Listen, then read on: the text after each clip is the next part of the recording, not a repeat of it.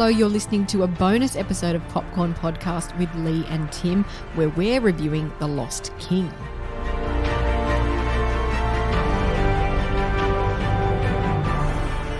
I'm Timmy Fland, movie buff. And I'm Leigh Livingstone, entertainment journalist. And we love to talk all things movies. Now, in The Lost King, an amateur historian defies the stodgy academic establishment in her efforts to find King Richard III's remains, which were lost for over 500 years. The Lost King is directed by Steven Frears from a screenplay by Steve Coogan and Jeff Pope. The Lost King stars Sally Hawkins, Steve Coogan, Harry Lloyd, Mark Addy, and Lee Ingleby.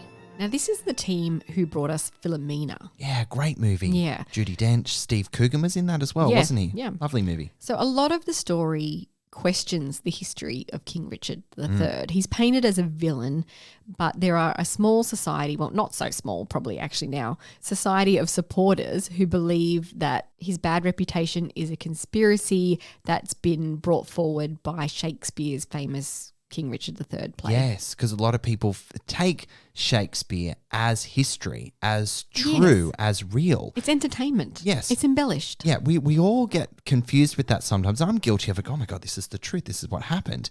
But he is a playwright. And more often than not, when you're talking about art, people are writing these plays or creating these pieces many, many years after the lived life of these historic figures. Shakespeare wrote his play on King Richard III some 100 years after he died. So it can't be, it's take a grain of salt, and it's, heightened for entertainment value as Shakespeare did so well. Exactly. And that's what a lot of historians believe and this society of supporters. It's interesting to note that his remains, so this obviously is based on a true story. It really happened. Yeah, it really happened. His remains were only found about 10 years ago. I don't remember hearing this in the news, but maybe it was more a British thing. Well, just on that, I was living in London at the time that his remains were uncovered back in 2012. These headlines never crossed my path. I mean, I was in my early 20s doing other things, I guess, not really leaning into the daily news cycle. Yeah. But I was excited going into this movie knowing that it was based on a true story to find out what the hell went down, what's behind this. And in real life, the search for his remains plays out over actual decades. Yeah. She actually spent about 8 years properly looking for the location. And how long, for obviously creative license and pacing issues with the movie, how long does this film say that happened? Over maybe, is it months or maybe They don't make something? it clear. Not explicitly clear. But I mean, not long enough for the children actors to change it also. That's a good place to compare it. Yeah. No one celebrated a birthday, I guess, in the life of the movie. One thing that apparently really did happen, because this film has some fantastical elements to it, some sort of supernatural elements to it, which we'll talk about a bit later. But apparently she really did have a tingling sensation when she walked through the car park where his remains were found. So that's not actually artistic license. In the film, she walks through this car park where she thinks it might be and has this overwhelming sensation that she's walking across his grave. Right. And then she looks down and she sees a little R, which means reserved, but it's obviously heralding to her, Richard. Yes. This is where he is. That all really happened. That's a beautiful story. And it's a really great example of coincidence, but then gut feeling as well, which the character of Philippa really lent into, her feelings in her gut. But it was backed up with some serious research and tenacity. It was, but it was those feelings which diminished how seriously the societies or the University of Leicester and the archaeological people who were helping her dig, they took the fact that she had a feeling about it to dismiss her even more, which is what a lot of this film is about. It's an underdog story, really. Yeah. It's a woman constantly sidelined because of her gender, because of her health struggles. She has chronic fatigue. So she's fighting to reignite this passion and find herself again. And this search re-energizes her, which was really wonderful to watch. Yeah, it makes her happy. It positions her with a sense of purpose outside her broken marriage and raising her 2 boys, based on her having a purpose and living her life and putting everything into it. she's also really focused on giving a voice to King Richard III because his voice has been muted. His voice has been twisted, like we mentioned before, in history, the assumptions about him being an evil man and killing his nephews and all those things. So she was finding her voice while also finding King Richard III's voice at the same time. Do they go into why she felt so connected to this story? Not really. I guess if I was to answer that question, she's trying to find her feet in her world. Yeah. She's just missed out on a promotion that she rightfully should have got, and she was discriminated against within her workplace. She has a lot of experience. And so she goes and has this experience with her son to go and see Shakespeare's play, King Richard. That's right, yes. And it inspires a connection between his plight and her plight to find their voice and the truth. And then so that unlocks her, I guess you could call it obsession. Is obsession a safe word? Yeah. Her obsession to find the truth. But then she has this inner head, I am going to find his remains and nothing will get in the way. And so that's what spurs that on for her. And then the film plays out like a mystery, I guess.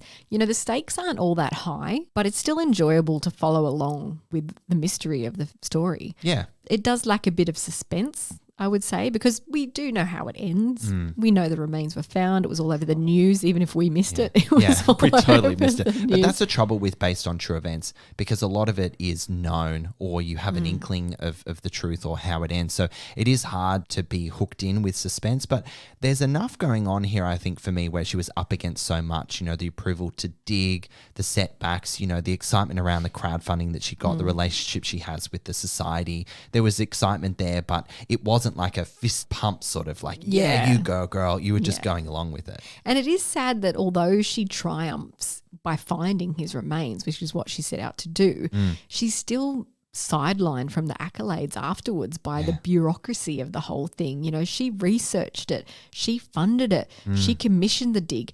Even when they uncovered these remains, they wanted to move on because they thought it was probably just a priest or someone else that was a low-level whoever. And she just knew it was him. It's an example of the patriarchy discriminating against gender. And because she was a woman, it's just really sad. I mean, this isn't all that long ago. This is only a decade ago. Exactly. So you think, oh, this would have maybe been in the 70s or the 80s. Nah, it was in 2012, bro. Nah. Why did I say that? There's a quote that Richard says to her. We need to explain that as well. With the fantastical elements, she starts to see, I guess you would call, the ghost of King Richard, who happens to look like the actor that she saw in the play earlier on. So she's manifesting this him. King Richard to talk to her and help her find his remains. And he says something to her. He says, you know the truth and nothing else matters. But it's frustrating that nothing changed. But that's life, I guess, isn't it? That's the way life is, which is really cynical. I know. That's life. It's that's okay. Life. Women are sidelined. That's the way it is. It's the hard truth, and it's very frustrating. But, you know, the first time she does see him is out the window of a work meeting she's having. And she's like, hold on, who is that guy? He's literally in all the regal robes and the crown and everything. And she can't ignore it. And then he's chilling on a bench outside her house all night. Yeah. She keeps looking out the window. It's a really intriguing, nice layer where it uncovers a dialogue that she can have because they build a relationship. It's not real. She's manifesting King Richard III, but they develop a relationship and they support each other through, and he helps her and encourages her. But it's actually quite a nice relationship that develops between the two. So I was going to say, like, it's a nice touch that she conversed with him a little bit, but do you think they could have lent into it more?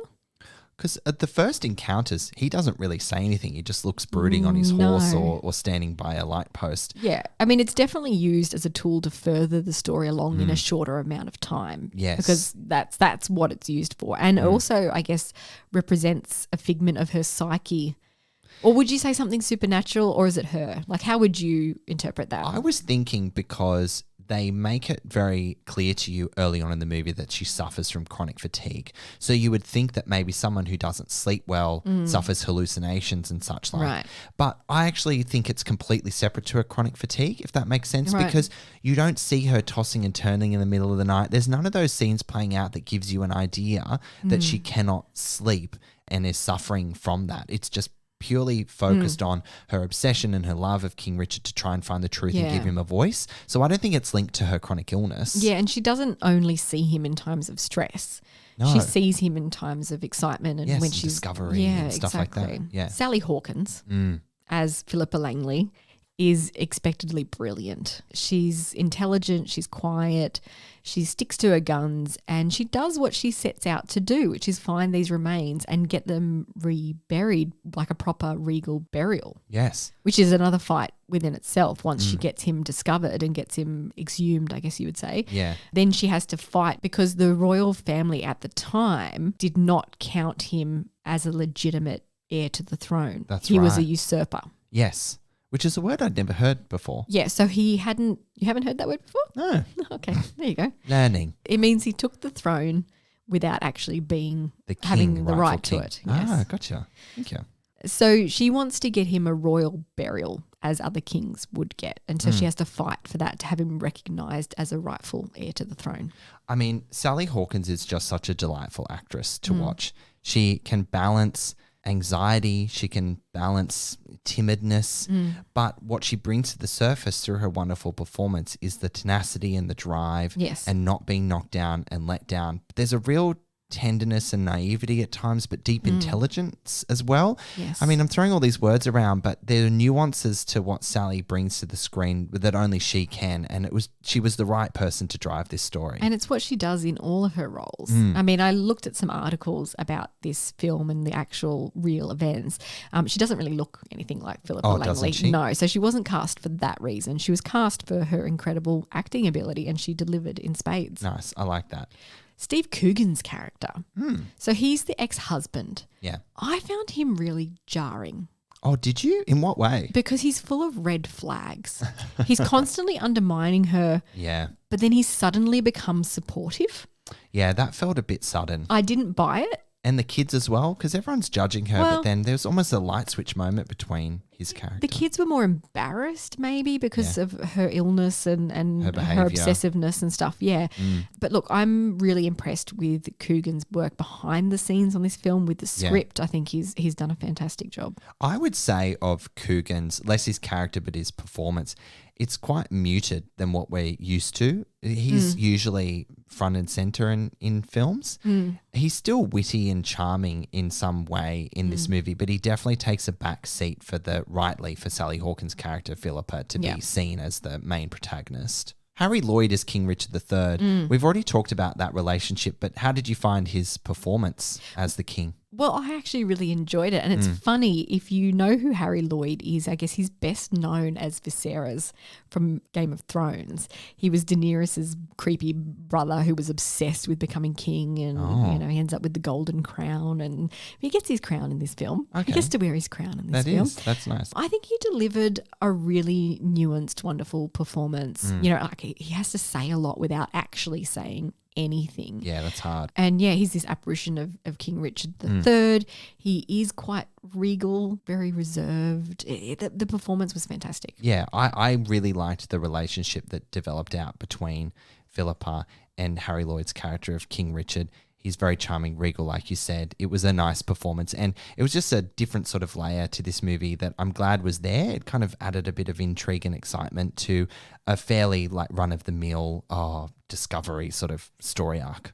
So Mark Addy plays Richard Buckley, who is the head archaeologist, I guess. At the university? At the University of Leicester. He's lost his funding, he's losing his job, and then this project comes along, and when people start to get interested and it gains traction, he jumps on board because suddenly everyone's really excited again. Very opportunistic. I liked his character, but it also was a bit uncomfortable because he took advantage of the situation. Yeah, he seemed to be... genuine? Very genuine for most of it, but then he took the glory out from under her. Yeah, but also when he could see the hot of glory being taken by other heads of the university, he also didn't do anything about it. Yeah, he didn't back her up, which is disappointing. Poor attempt at being an ally, mate. Yes, 101. Ally, you are not. One of the things that confused me in the movie was that there seemed to be like 5 million characters called Richard, and I got like his character is Richard, you've got King Richard. I swear there was another character called Richard, and I was getting quite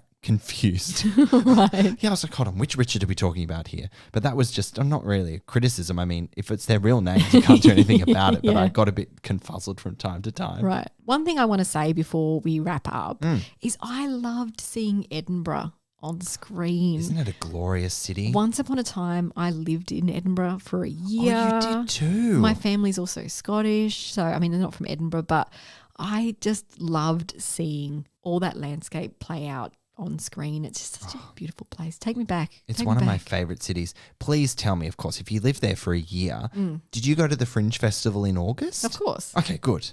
Oh, I was going to be so upset if you hadn't. I also went to the military tattoo right outside the castle. That's amazing. I also attended a hogmanay, which is a crazy, crazy night out in the streets. Amazing. Oh, there's a good party scene in Edinburgh. Yeah. I had a few good nights out during Fringe when I visited there some decade or so ago. All right, let's close our love letter to Edinburgh and wrap up our take on The Lost King. So The Lost King is a gentle exploration of true events that, look, won't knock the socks off viewers, but it is enjoyable, quality British offering. We didn't talk about the humour, the deadpan humour in it, but it's got that quintessential British humour, which I really enjoy watching. Me too. It's perfect for an afternoon at the cinema, especially for its study of a woman finding the strength to stand up for her convictions and herself. I'm giving The Lost King 3.5 popcorn kernels out of 5. Nice one, Leigh. The Lost King is a pleasant and enjoyable film that will delight audiences. It is a pretty niche story, so fans of history will no doubt get the biggest kick out of it, but it still feels accessible, and fans of the wonderful Sally Hawkins will have plenty to enjoy with this one, no doubt. I'm going to rate The Lost King 3.5 popcorn kernels as well. Well, there you have it, guys. The Lost King will be found in Australian cinemas from December 26th. I see what you did there. Well, as always, friends, thank you so much for listening. And we'll catch you next time. We have a website, popcornpodcast.com. Make sure you check it out. We've got all our episodes up there for you to listen to. If you'd like to get to know us a little better, there's an About Us section, and we run ticket giveaways, so keep an eye on the website for more information.